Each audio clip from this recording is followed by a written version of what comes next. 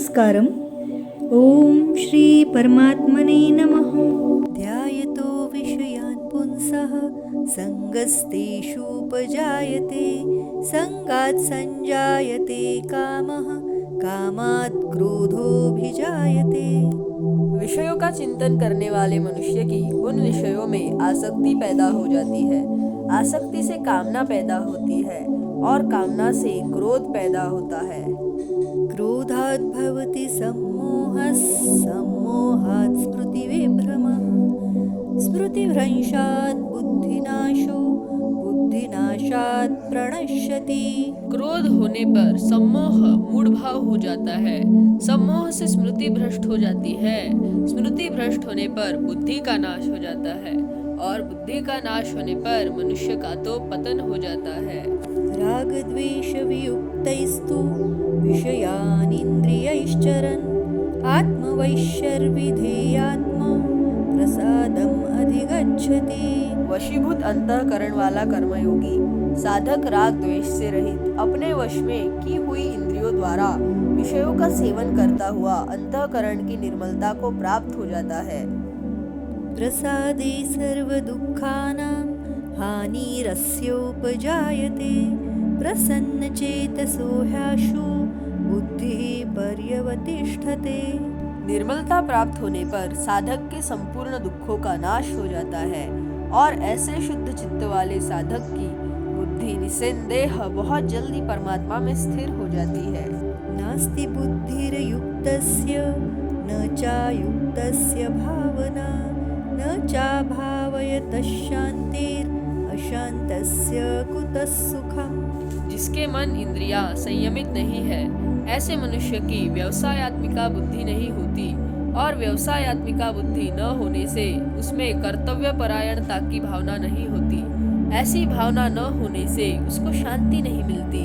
फिर शांति रहित मनुष्य को सुख कैसे मिल सकता है? इंद्रियाणां हि चरतां यन्मनो नु विधीयते तदस्य हरति प्रज्ञां वायुर्नावमिवाम्भसि. अपने अपने विषयों में विचरती हुई इंद्रियों में से एक ही इंद्रिय जिस मन को अपना अनुगामी बना लेती है वह अकेला मन जल में नौका को वायु की तरह इसकी बुद्धि को हर लेता है। तस्माद्यस्य महाबाहो निगृहीतानि सर्वशः इन्द्रियाणीन्द्रियार्थेभ्यस्तस्य प्रज्ञा प्रतिष्ठिता. इसलिए हे महाबाहो, जिस मनुष्य की इंद्रियों के विषयों से सर्वथा निगृहित है उसकी बुद्धि स्थिर है। ज्ञानीशा सर्वभूतानां तस्यां जागृति संयमी यस्यां जागृति भूतानि सा निशा पश्यतो मुनेः. संपूर्ण प्राणियों की जो रात है उसमें संयमी मनुष्य जागता है और जिसमें सब प्राणी जागते हैं वह तत्व को जानने वाले मुनि की दृष्टि में रात है। आपूर्यमाणम् अचलप्रतिष्ठं समुद्रमापः प्रविशन्ति यद्वत् तद्वत् कामायं प्रविशन्ति सर्वे स शान्तिमाप्नोति न कामकामी. जैसे संपूर्ण नदियों का जल चारों ओर से जल द्वारा परिपूर्ण समुद्र में आकर मिलता है पर समुद्र अपनी मर्यादा में अचल प्रतिष्ठित रहता है, ऐसे ही संपूर्ण भोग पदार्थ जिस संयमी मनुष्य को विकार उत्पन्न किए बिना ही उसको प्राप्त होते हैं वही मनुष्य परम शांति को प्राप्त होता है, भोगों की कामना वाला नहीं। विहाय कामान्यः सर्वान् पुमांश्चरति निःस्पृहः निर्ममो निरहंकारः स शान्तिम् अधिगच्छति.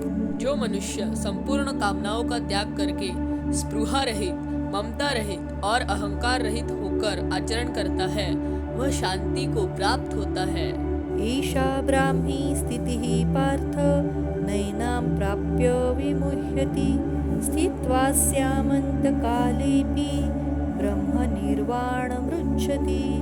हे पृथानंदन, यह ब्राह्मी स्थिति है, इसको प्राप्त होकर कभी कोई मोहित नहीं होता।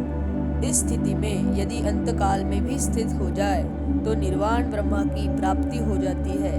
ओम तत्सदिति श्रीमद्भगवद्गीतासु उपनिषत्सु ब्रह्मविद्यायां योगशास्त्रे श्रीकृष्णार्जुनसंवादे साङ्ख्ययोगो नाम द्वितीयोऽध्यायः।